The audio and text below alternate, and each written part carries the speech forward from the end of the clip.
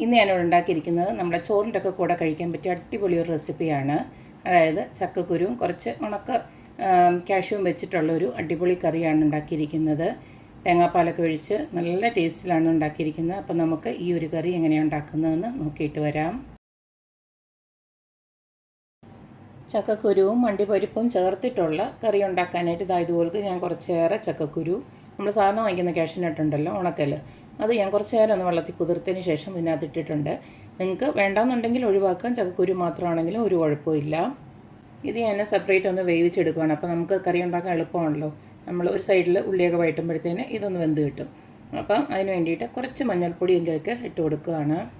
ഒരു 1/4 ടീസ്പൂണ്. ഒരു 1/2 ടീസ്പൂണോളം ഉപ്പുകൂടി ഇട്ട് കൊടുക്കുകയാണ്. ഒരു 1/2 സ്പൂണ് കാശ്മീരി ചില്ലി ഇട്ട് കൊടുക്കുകയാണ്. ഇത് വേവാൻ ആവശ്യമായിട്ടുള്ള കുറച്ച് വെള്ളം ഒഴിച്ചതൊന്ന് ഇളക്കിയതിന് ശേഷം നമുക്കിത് ഒന്ന് വേവിച്ചെടുക്കാം.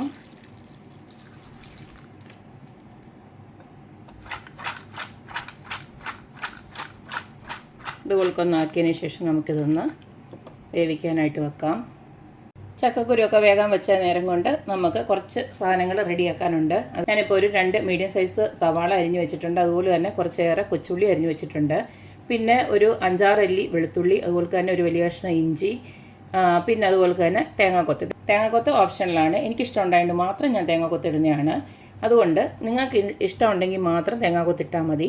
അതുപോലെ തന്നെ കുറച്ച് നമ്മുടെ ഉണക്കമുളകും കറിവേപ്പിലയും, പിന്നെ ഇത് പച്ചമുളകും ഞാൻ എടുത്ത് വെച്ചിട്ടുണ്ട്. അടുത്ത നമുക്കിതിലേക്ക് വേണ്ട കുറച്ച് തേങ്ങാപ്പാലാണ്. ഞാൻ തേങ്ങാപ്പാലിൻ്റെ പൊടിയാണ് ഉപയോഗിച്ചിരിക്കുന്നത്. നിങ്ങൾ എടുക്കുവാണെങ്കിൽ ഒരു മുറി തേങ്ങയുടെ നല്ല കട്ടിയൊരു പാലങ്ങ് എടുത്ത് വെച്ചാൽ മതി.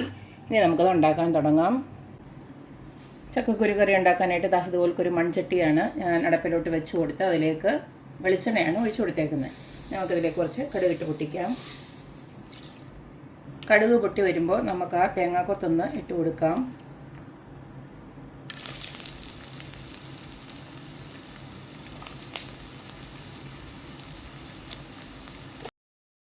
ഈ ഒരു തേങ്ങാക്കൊത്ത് മൂക്കുന്ന സമയം നമുക്ക് കുറച്ച് ഉപ്പും അതുപോലെ തന്നെ മഞ്ഞൾപ്പൊടി ഇട്ട് കൊടുക്കാം.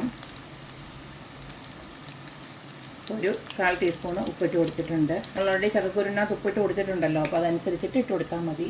ഇനി നമുക്കിതിലേക്ക് കുറച്ച് മഞ്ഞൾപ്പൊടി, ഇത് രണ്ടും നമ്മൾ ചക്കക്കുരുവിനകത്ത് ഇട്ട് കൊടുത്തിട്ടുണ്ട്, അതുകൊണ്ടാണ് കുറച്ചെന്ന് പറയുന്നത്. ഇത് ചെറുതായിട്ടൊന്ന് മൂത്ത് വരുമ്പോൾ നമുക്ക് ഇഞ്ചിയും വെളുത്തുള്ളിയൊക്കെ ഇട്ട് കൊടുക്കാം.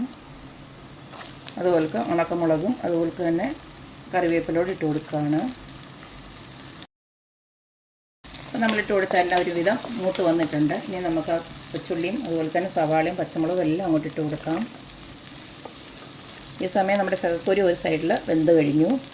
ഞാനതാ പറഞ്ഞു, അങ്ങനെ ആകുമ്പോൾ ഇത് എളുപ്പം അങ്ങ് കറിയായി കിട്ടും. ഒരു സൈഡിൽ നമ്മൾ സെപ്പറേറ്റ് അങ്ങ് വേവിച്ചെടുത്താൽ, അല്ലെങ്കിൽ പിന്നെ ചിലപ്പം കുറച്ച് നേരം എടുക്കും നമ്മുടെ ചക്കക്കുരു. പക്ഷേ ഇത് വേഗത്തിൽ വേവുന്ന ചക്കക്കുരുവായിരുന്നു.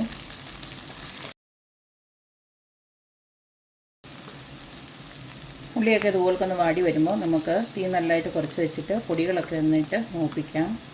ആദ്യം തന്നെ കുറച്ച് മല്ലിപ്പൊടി ഇട്ട് കൊടുക്കുകയാണ്. 1 സ്പൂണ് മല്ലിപ്പൊടി ഇട്ട് കൊടുക്കുന്നുണ്ട്. എരിവിന് ആവശ്യമായിട്ടുള്ള കുരുമുളക് പൊടി കുറച്ചൊന്ന് ഇട്ട് കൊടുക്കാം. 1 ടീസ്പൂണോളം ഇട്ട് കൊടുത്തിട്ടുണ്ട്.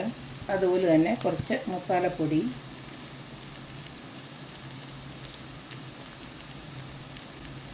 അതും 1 ടീസ്പൂണോളം ഉണ്ട്. ഇതിലേക്ക് കാശ്മീരി ചില്ലി 1 സ്പൂണ് ഇട്ട് കൊടുക്കുന്നുണ്ട്. ഇതെല്ലാം കൂടെ നമുക്ക് നന്നായിട്ടൊന്ന് ഇളക്കാം.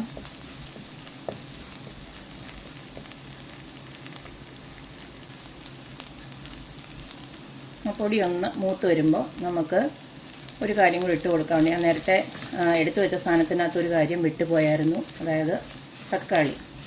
അത് ഞാൻ ഈ സമയം ഇട്ട് കൊടുക്കുകയാണ്. 1 തക്കാളിയാണ് എടുത്തേക്കുന്നത്.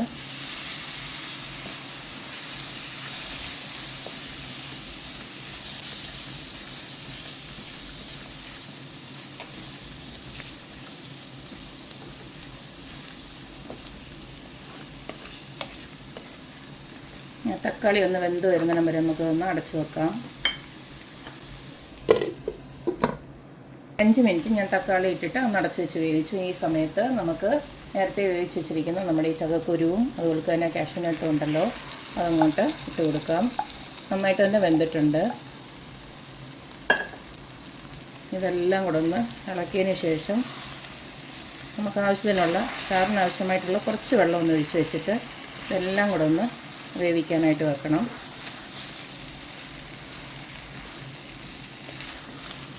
ഉപ്പും എരിവും എല്ലാം ഒന്ന് ഇതിലോട്ടൊന്ന് പിടിക്കാനായിട്ട്.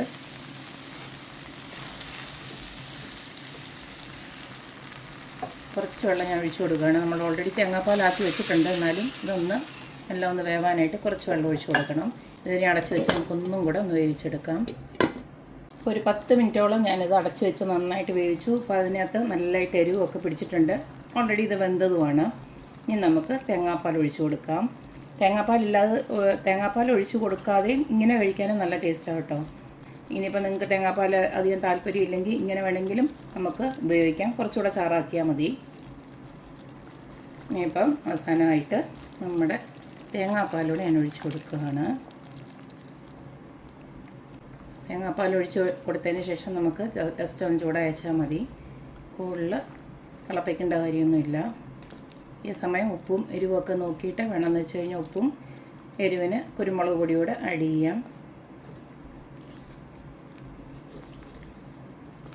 ചോറിൻ്റെ കൂടെ ഇങ്ങനെയൊക്കെ ഒരു കറി ഉണ്ടെങ്കിൽ നല്ല അടിപൊളിയല്ലേ, സൂപ്പറാണ് ചോറുണ്ണാനായിട്ട്.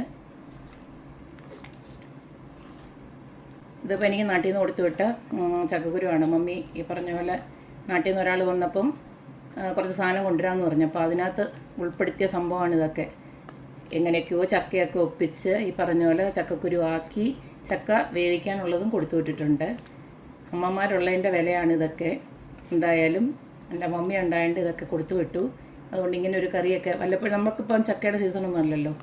അപ്പോൾ ഇങ്ങനെ ഇരിക്കുമ്പം നമുക്ക് ഇങ്ങനെ കഴിക്കണമെന്ന് ആഗ്രഹമൊക്കെ ഉള്ളപ്പം നമുക്കിതുപോലൊക്കെ ഉണ്ടാക്കിയെടുത്തു കഴിഞ്ഞാൽ നല്ല ടേസ്റ്റാണ്. അപ്പോൾ ചക്കക്കുരുവൊക്കെ ഉള്ള സമയത്ത് ഇതുപോലൊക്കെ ഒന്ന് ഉണ്ടാക്കി നോക്കുക. അണ്ടിപ്പരിപ്പോട് ഇടുമ്പോൾ ഒരു പ്രത്യേക സ്വാദാണ് കേട്ടോ. അതുകൂടെ ഇട്ടിട്ട് തന്നെ നിങ്ങളൊന്ന് കറി വെച്ച് നോക്കുക, നല്ല അപാര ടേസ്റ്റാണ്.